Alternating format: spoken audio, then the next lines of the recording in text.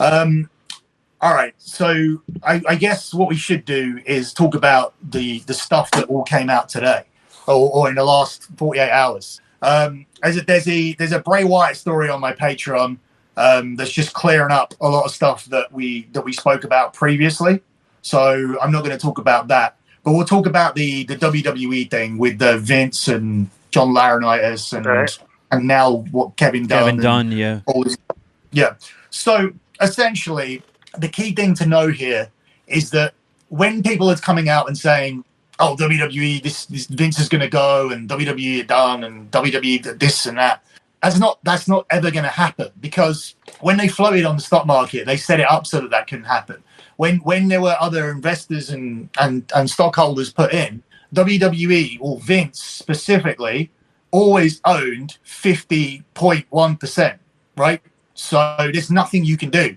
You can have a vote of no confidence, and then he will still have to decide if he acknowledges it, because he's the so you have a vote. He still owns the majority of the stock, so that number of 50.1 still gives him the rubber stamp on everything. Correct. Yeah, the only thing that can happen is he could resign, like kind of like a forced resignation, but they can't get rid of him. Right. Technically, there's no legal recourse over this incident that could force him out, correct? No, that's correct. And also yes, there is, because there's the fact that the woman was given a payment from a private from a company that's not private, because a public company. Oh, I thought they said it was his First of all, let's get this, because I haven't clicked on any article and stuff thing.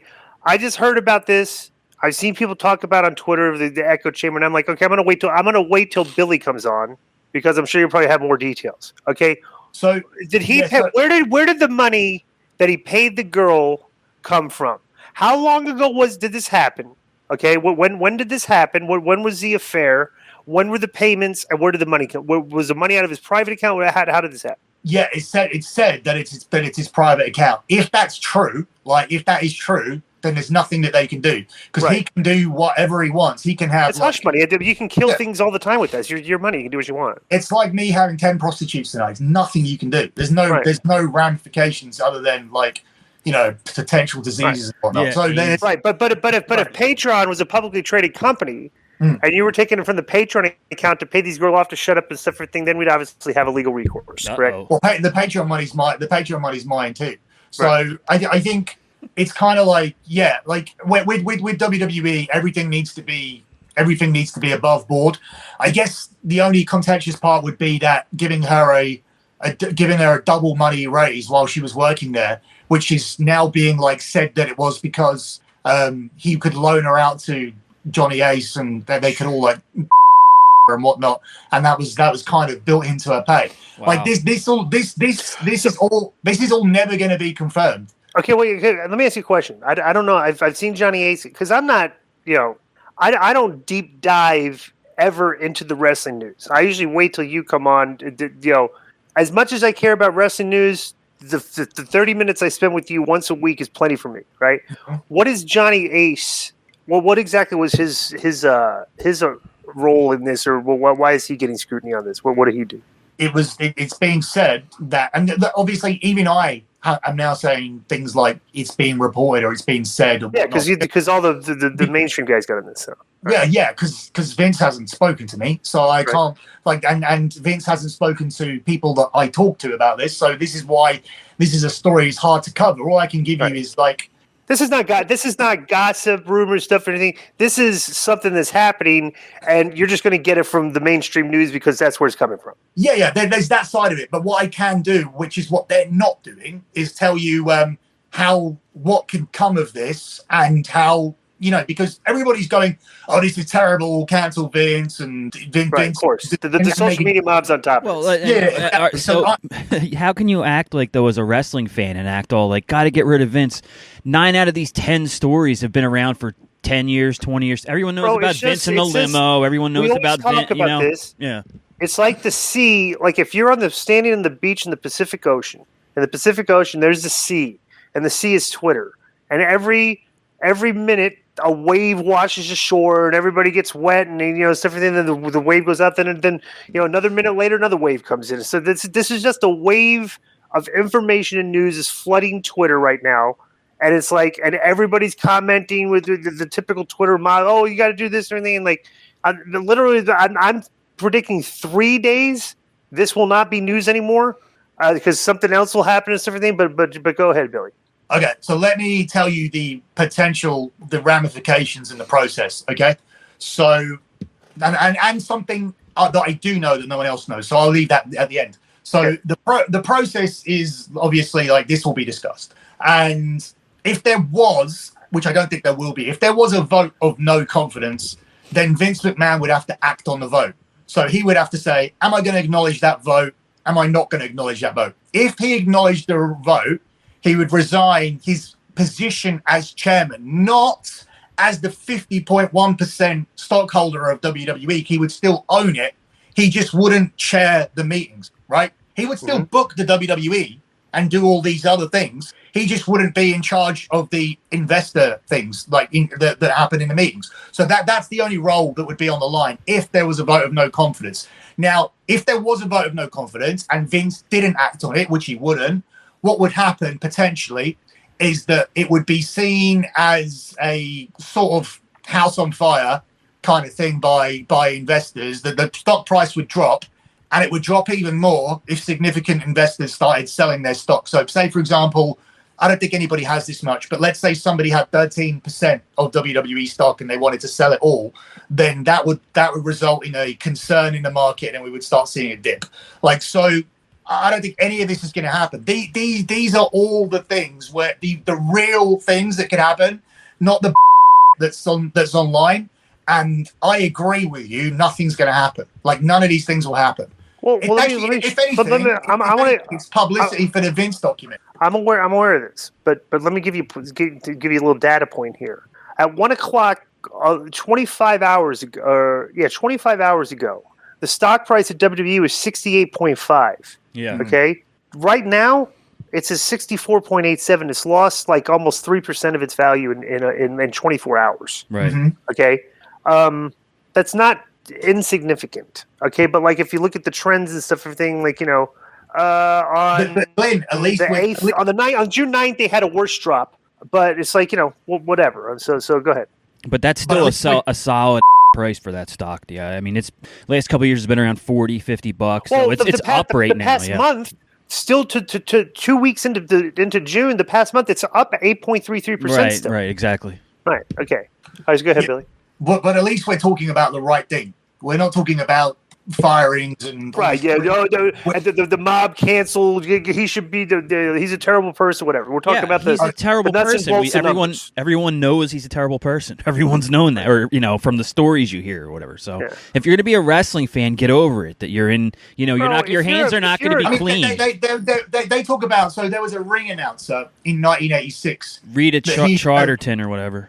Right. That he in a limo, and they paid her off and got rid of her. Right. So they can get rid of. They can make go away easy. Yeah, but back in that was the 1980s. Right. Back then, rock and roll stars were sleeping with 14-year-old girls. Right. Mm-hmm. And it's a completely different culture back then than it is now. It's it's obviously where heightened scrutiny. In this day and age, to the point where we're literally going back 30, 40 years to see what people did to measure them against the standards today.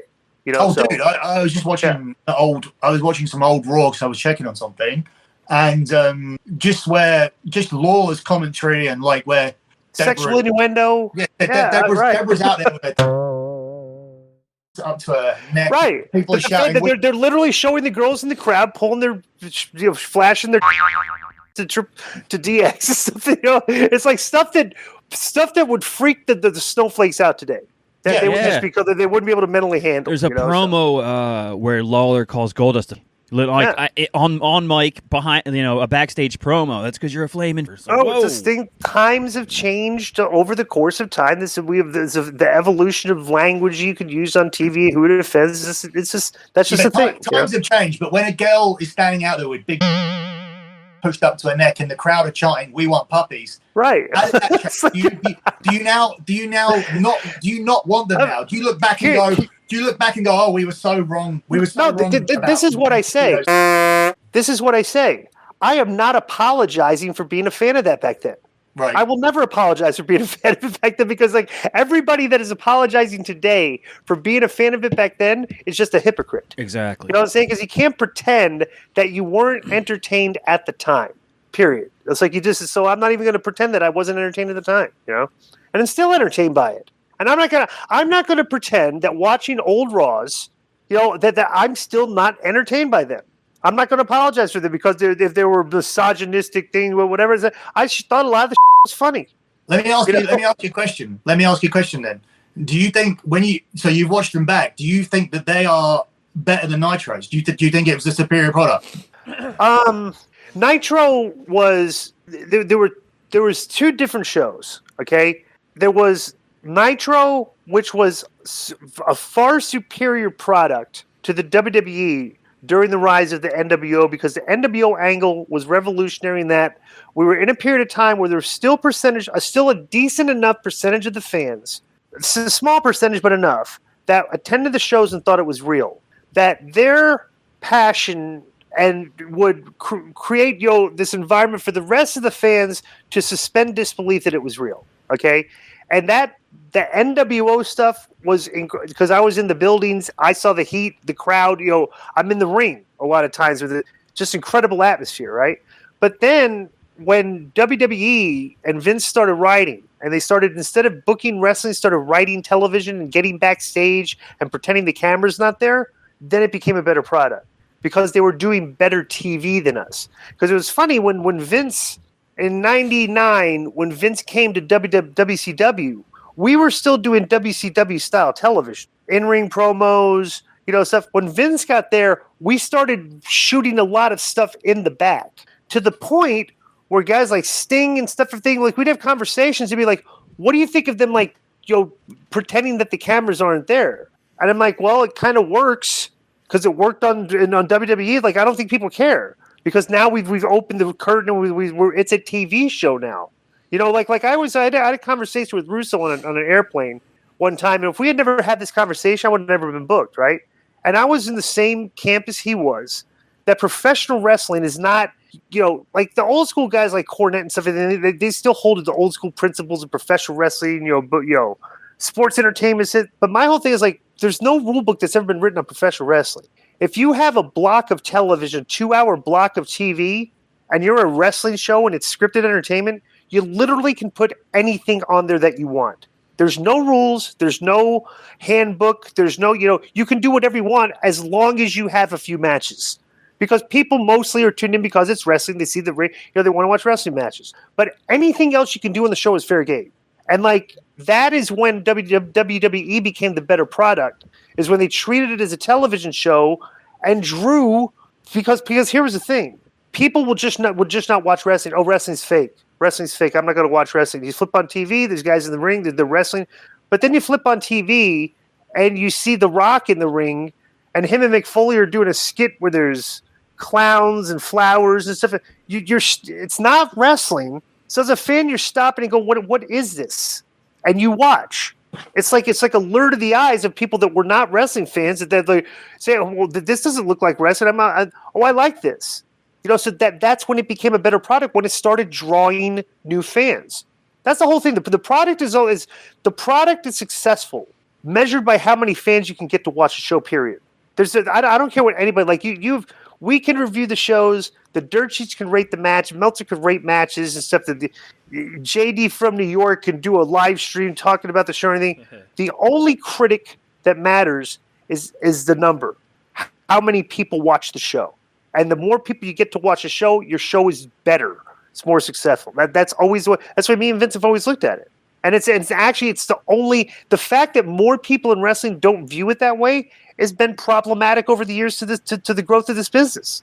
Because they're literally doing things that are causing people not to watch the show, but it appeases a portion of the audience that likes it. But you got to do things to get more people to watch. Go ahead. Well, what was widely regarded as one of the better Raws in the last, since WrestleMania was the one a few weeks ago. And on the same show, we had Cody's promo where Seth attacked him with the sledgehammer. We had a segment with Miz and Maurice when Maurice was out there, really low cut dress, and everybody loved that. Yep. Riddle came out there with a big joke and everything. Right. We had Edge leaving the group. He was attacked by Balor and Ripley and whatnot. So this show, which is widely regarded as a big one of the best shows since Mania, according to like everybody on social media, apart from the dirt sheet journalists, because they were focusing on the fact that this show had 38 minutes of wrestling. I heard Dave say, two hours, 24 minutes airtime.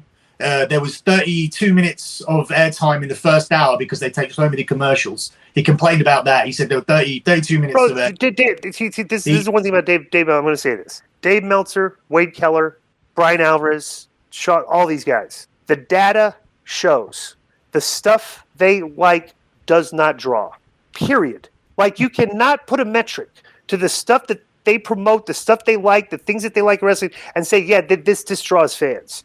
Nothing. They have no evidence to support that. They complain when they don't give them things that they like more wrestling, and the numbers show that they should not be giving them what they like. You know what I'm saying? That's in the data. You can listen to Dave. If anybody wants to do this, like, you can find a data analyst and you can pay the guy and say, like, okay, let's go over stuff that, like, let's go over Dave's, these dirt sheet guys' synopsis of the shows. What did the show draw?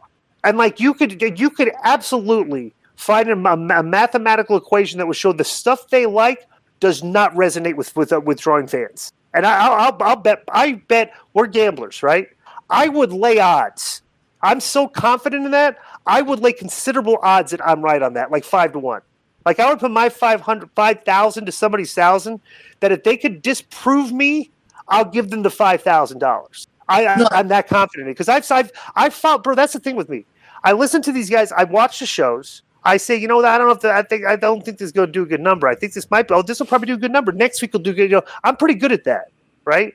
And I listen to these guys, and I say, boy, they're missing the mark here. They're way off, and they are way off. When the numbers come in, I say, so that's like, I would challenge anybody to that.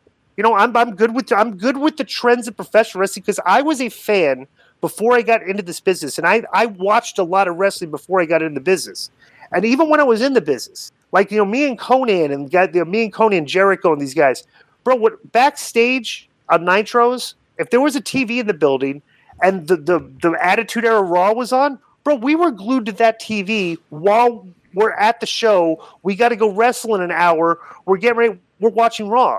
Like, because we're watching the stuff that we like, that all the fans were watching. You know what I'm saying? Like, they were out drawing us. So it's like I've always had a good gauge on what fans like, This is my big issue with them, because obviously I do news, right? But that's the thing. What off on YouTube is when people say, just get to the news. I don't want to get to the news, because the news, just having the news is a way to get you to listen to the other things that I need to say. And one of the main messages here is, don't let these idiots influence you, because they do influence. They have no right to have an influence, and they influence people's opinions. The way they do it is they influence the smaller podcasts which people listen to. There are 100 wrestling podcasts out there.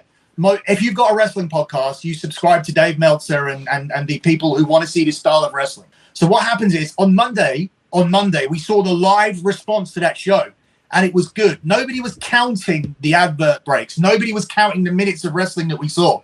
As soon as he put his review of Raw out with Alvarez, which said that there was 38 minutes of wrestling, I then heard that on, I'm not even going to plug them, I heard that on 2 other podcasts that I listen to in the gym. So it grows, like the narrative grows. And then by the end of the week, the IWC have determined that wasn't a good Raw, because these losers have turned around and said, people's own opinions have gone. Yeah. Like, they'll just piggyback off someone else's opinion. So I think to yourself, hold on a second, just think to yourself, if you're a fan watching this, right, do you really want to see Suzuki in wrestle in AEW next week, or whoever they're going to bring in?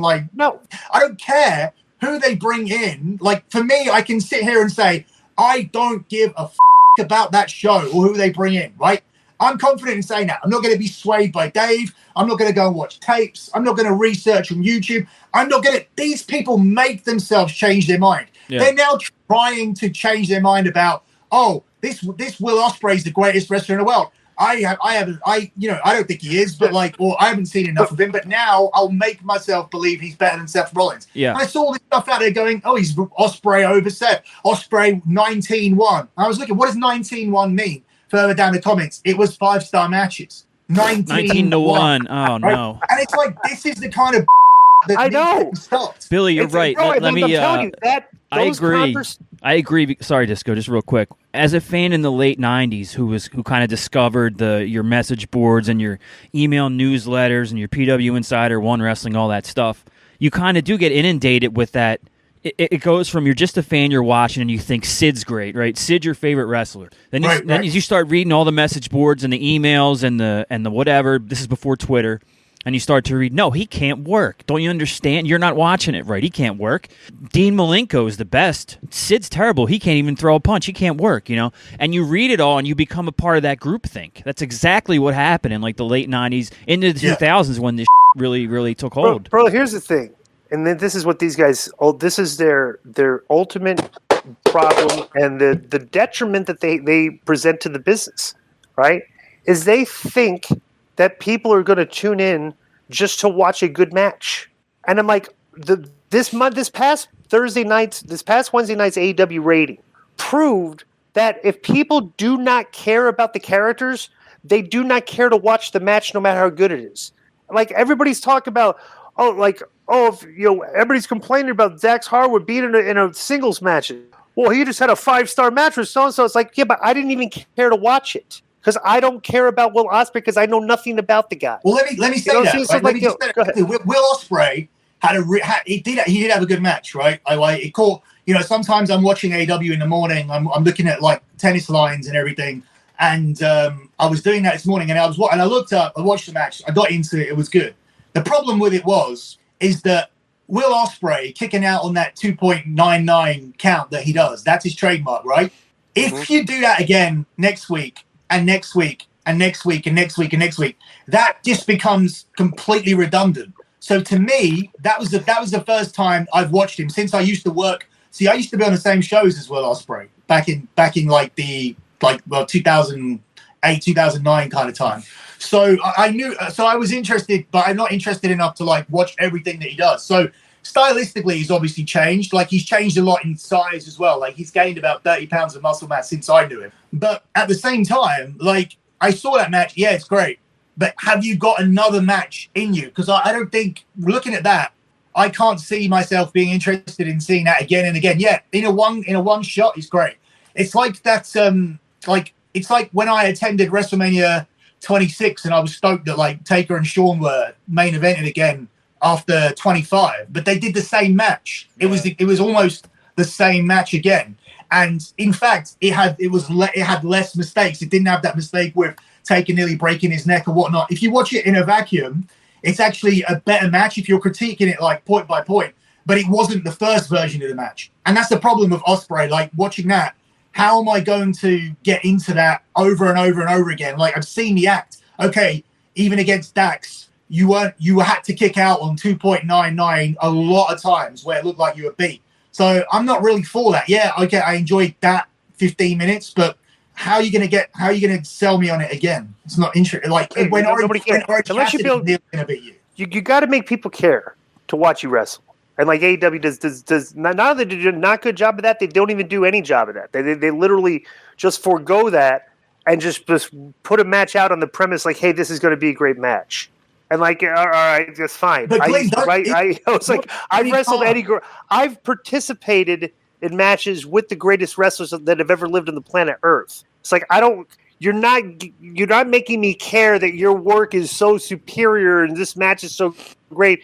Fake. You're fake fighting. This isn't like UFC stuff. Like putting stars and rating performances and stuff. Bro, you're not going to draw fans that are going to be invested in that crap.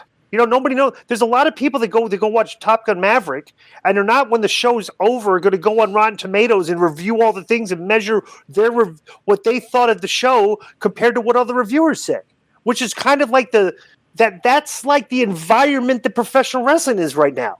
Critiquing of matches, like I said, somebody's I forgot who said this. It may have been like Tom Pritchard. I forgot who it was, but the perfect analogy. Me and you, Billy, grew up watching wrestling, and we wanted to be Hulk Hogan one day, right? The fans that grow up watching wrestling today, they want to be Dave Meltzer. Seriously, that's what these fans want to do. They want to be the critics of wrestling, the rate the matches. That's what fans are invested in. And honestly, I say this: look around. There's not a lot of you, and you're not getting a lot of other people to invest into this idea that we want to watch the match and reign. It's like, bro, that's why all the fans have gone. They don't care about this. And the rest of the guys constantly try to make you care. And it's like, I don't. And fans don't. Tony Khan is what, 36? Is he? Something like that, yeah. So would he not have been an Attitude Era fan? Would he not have started on an Attitude Era? Does he not? Probably. Yeah, he's probably similar. He's probably similar to Billy and I, where you start at Hulkamania, and then you go through the '90s and the Monday Night Wars and ECW and WCW going down, and Ring of Honor starting, all that. Yeah. I broke into the He's 39. He's 39. Right at the influx of the Dirt Sheet era. I broke into '92. I'd never seen a Wrestling Observer newsletter or Pro Wrestling Torch newsletter, and I was watching 13 hours of wrestling a week based on what I was getting in Atlanta. We had a 6-hour block from 8 to 2 WWE. So it was like, I didn't. These fans that grew up in the dirt sheets and rating matches and stuff. It's like, dude, it's like the chickens have come home to roost. It's like you guys, the interest that you guys have in this, you can't get fans or normal people to be invested in this too. They do not care. They want to see sex appeal. They want to see hot girls. They want to see, like, I don't even know. Well, actually, these days in society, I don't even think there's a lot of fans that don't want to see that. Right. They get offended at that. Yeah. You know what I'm saying? So it's like the culture's good. They've changed the culture of everything. So. Yeah, like ECW wouldn't work now because there was too much, TNA and powerbombing women and, stereotypes and cursing. Well, cursing you can still do, I guess. But that was the whole point, Joe. That was that wrestling was the place where you could see that ridiculous you wouldn't be able to see. Right. Yes, it's supposed to be a circus. Yes. Right. Yes. Right. Yeah.